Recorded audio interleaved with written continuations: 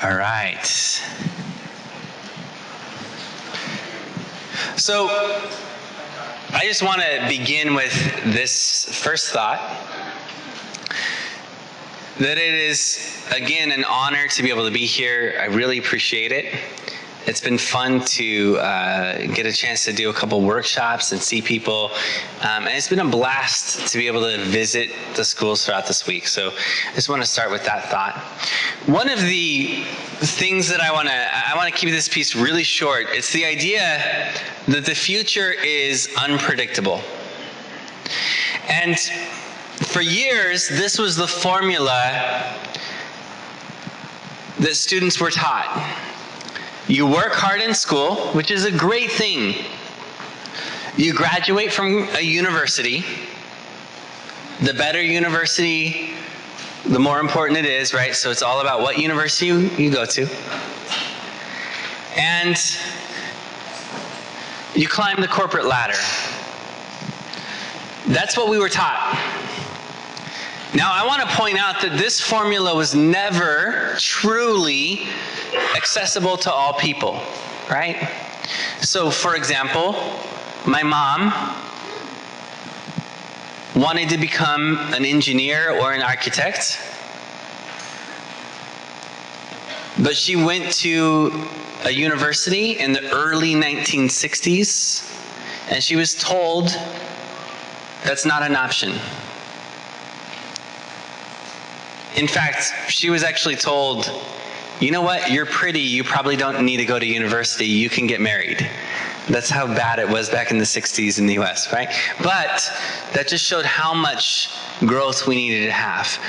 On the other hand, though, this formula did work for a lot of people. For my dad, who grew up in poverty, going to school, getting a scholarship to a university, and climbing the corporate ladder was what allowed him to make a better life for himself.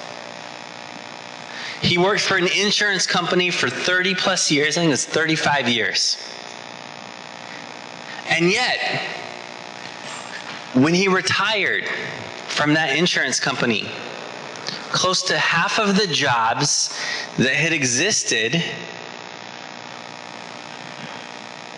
when he began no longer existed when he retired.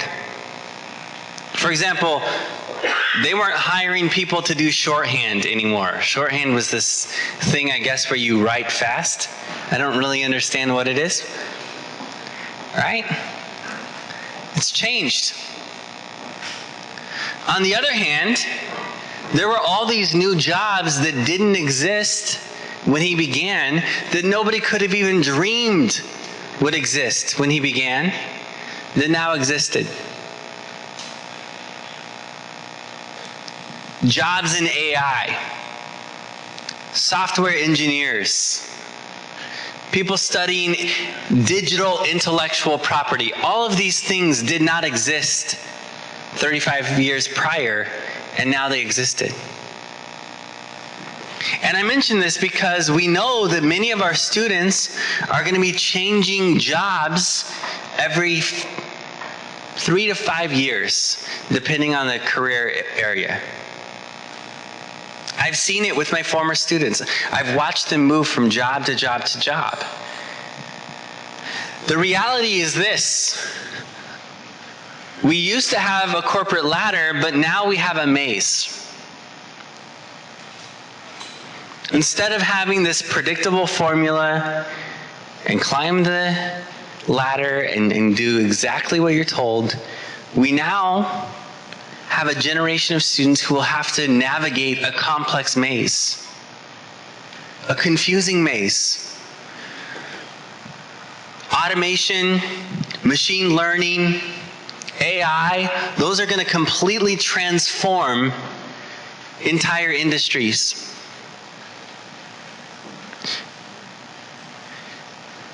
Social systems are entirely different than they were before. Globally, it doesn't matter where you live, political systems are nothing like they were before. And there's a lot of uncertainty, right? So we know that that's the context that our students are going to walk into. They are going to have to navigate that maze. So what does that mean? Well, the bad news is that the rules have changed. But the good news is that our students get to rewrite those rules. The bad news is that the maze is unpredictable, but the good news is that you can problem solve and forge your way through the maze.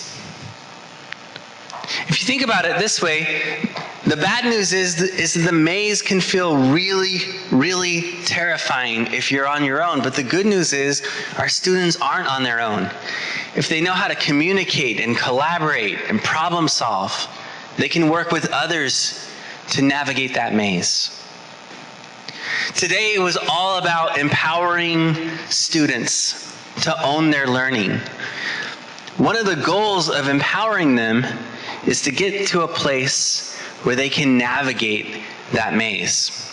So I want you to quickly turn to the person next to you, and I want you to share, what do you think, what are the skills that students will need to navigate that maze? Just talk about it briefly. I know this is supposed to be a keynote, but please talk to each other for a moment. What will they need to navigate that maze?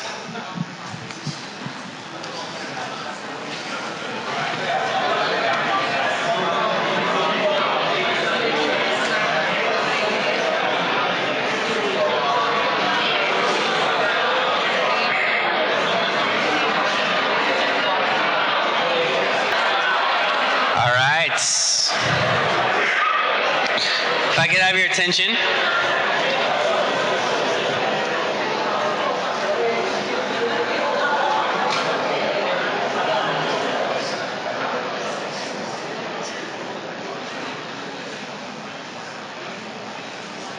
If we think about it this way,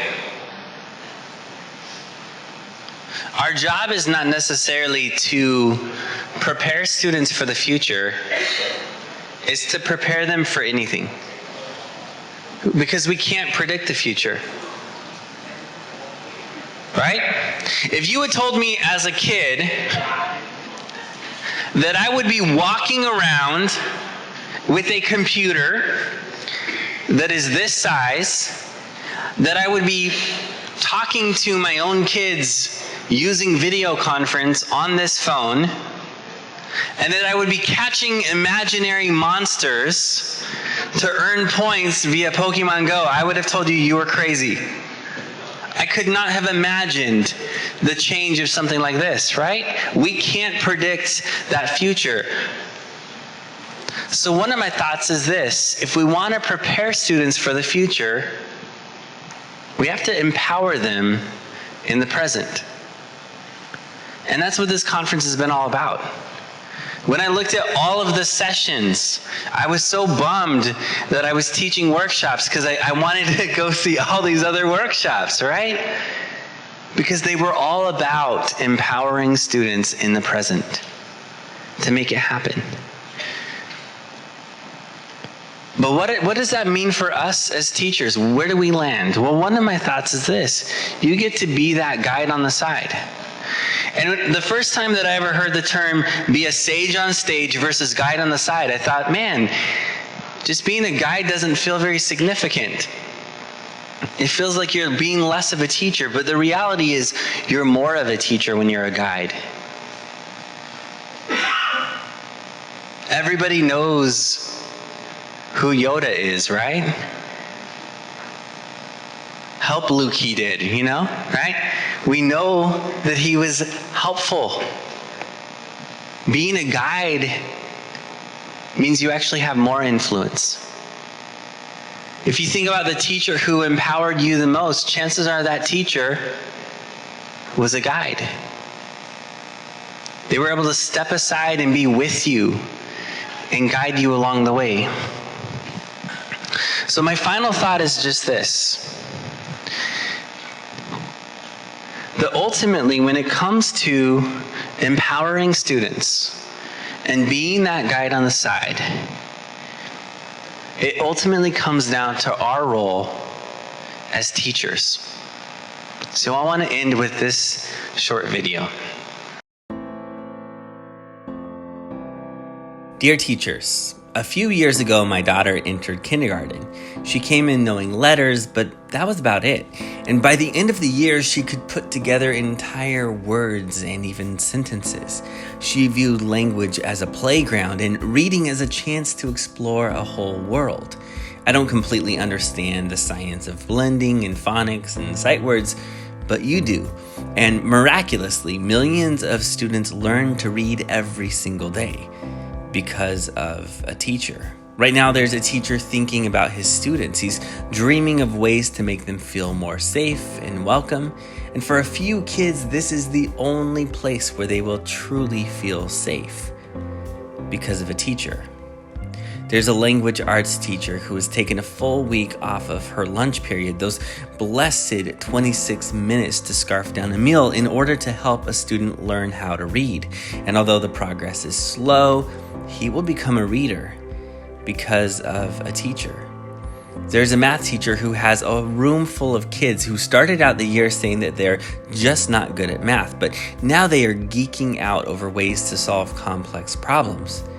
They are learning that math can be creative and even fun, and they will become problem solvers because of a teacher.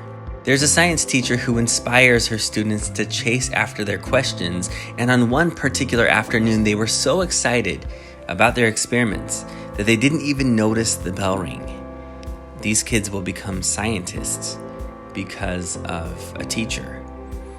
There are history teachers who inspire students to capture history, and a group of PE teachers who will encourage kids to get more active and think about their health. There are technology teachers who will help kids send their work to the world, and fine arts teachers who will help kids find their creative voice. There are foreign language teachers who are helping children communicate globally, and CTE teachers who will help prepare students for all kinds of different jobs. There's a special ed teacher inspiring her students to do things that once seemed impossible. She's building partnerships with families out of a belief that all children can learn. And there's this teacher librarian who will see students as children and not data, reminding students that they are more than a test score. He's creating a makerspace while inspiring kids to fall in love with reading, and they will become lifelong learners because of a teacher. Right now, there's a fourth grade teacher with a scribbled up yellow legal pad. She's dreaming up wild new projects, and this is her 27th year, but she's still taking creative risks. To her, it's no big deal. It's just what she does, but it's a big deal to her students. To them, she is a hero, and this year she is making her students' world epic, like she always does. They will remember her forever, and she will change the world in ways that she cannot even fathom. And all of this will happen because of a teacher. So if you're a teacher, I just want to say thank you. You are making a difference every single day.